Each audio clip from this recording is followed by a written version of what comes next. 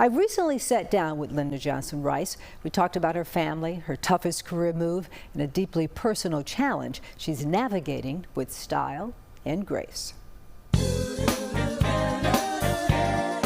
It was the trend-setting publication that showed the world the news, the culture, and the successes of Black America.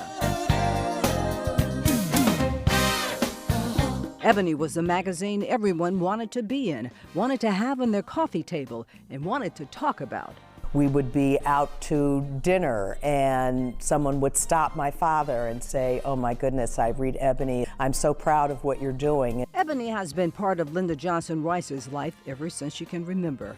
Her father, John H. Johnson, founder of Johnson Publishing, created the first edition in November of 1945. Her mother, Eunice W. Johnson, was the original fashion editor. And even as a child, many years before she became the company's CEO, Rice was a regular in the office. I'm sure I was completely annoying, but that was my sort of playground, and that was my home away from home. Now, as Ebony celebrates its 80th anniversary, Rice's mission to share parts of that home and its story with everyone.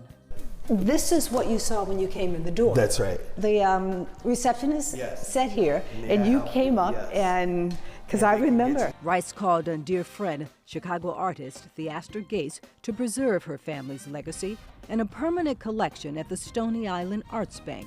It takes a step back in time to Johnson Publishing's offices. There's the receptionist desk, timeless artwork, chairs, desks, and lamps. Why was it important to save this furniture? Our things are sometimes the keepers of the truth that we've existed and we've done great things. The Johnson Publishing Company library is an archive of Ebony magazines and 12,000 books, most written by Black authors.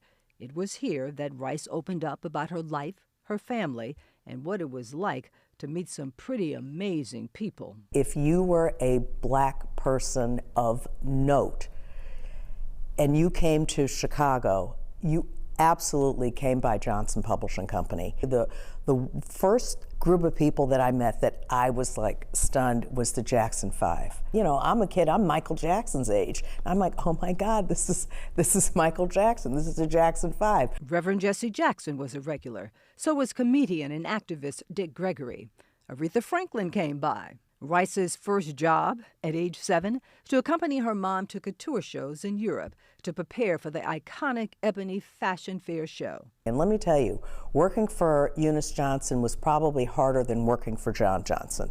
She was very exacting and very demanding in everything that she wanted done exactly the right way. That determination led Eunice Johnson to expand the company beyond the printed word, creating Fashion Fair cosmetics for Black women. They couldn't find a hue and a makeup tone that really fit their skin. And as time went on, Linda got the business bug, sitting in on editorial and other meetings with her dad. I really was kind of a sponge in the very beginning, just sort of sitting there and absorbing everything and watching him work and the way that he would, you know, talk to people and get them to bring out the best in them.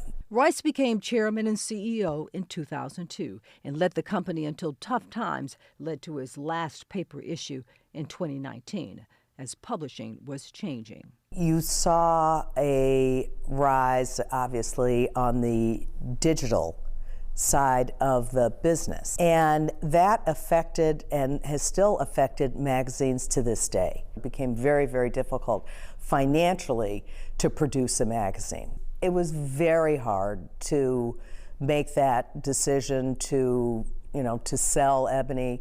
It was very difficult. The building that housed Johnson Publishing for decades still stands on South Michigan Avenue.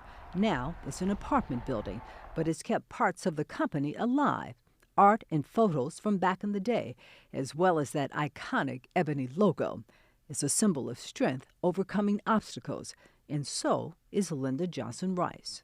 When did you begin to lose your sight? Oh, you know what? My vision issues started to happen in probably 2000. So now I have no vision in my right eye, and my left eye is compromised. Still, Rice remains active, serving on corporate and nonprofit boards, and always in motion.